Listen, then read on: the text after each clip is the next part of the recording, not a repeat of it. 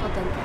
marka dawladii hadii kulligeed rag loo wada dhigo aawi gabdhii waxbay soo barteen jaamacaday ka soo bixin high school ay ka soo bixin xitaa hay'adaha qaar marka aragtid oo magaalada jooga gabdhaha waxay ka yihiin manager agaasime ka yihiin madax shaqaalaha teedsan walbo waxa haya gabdho marka gabdhaha hadii loo diido dawladda oo la dhaho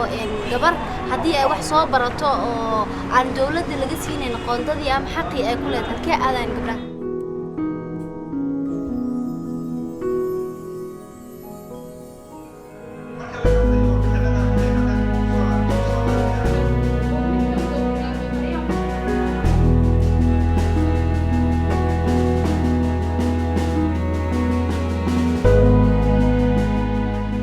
sidaynu wada ogsoonnahay Soomaaliya waxay cagta saartay wadada horumarka aad bay muhiim ugu tahay dhalinyaradu inay ka qayb qaataan dhisidda mustaqbalka waddankeena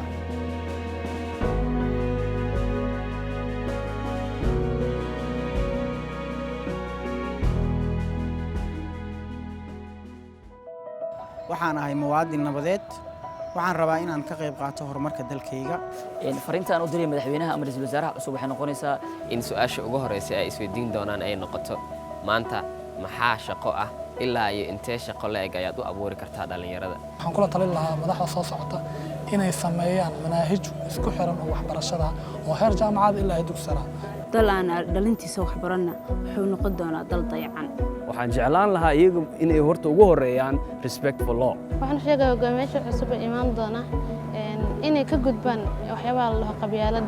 qabyaaladda waxa Soomaaliya maanta 22 sano soo dhaafay waxa maanta meeshan joojiyay waa qabyaalad waay qofka la rabaa inuu isbeddelka dhabta ah keeno waa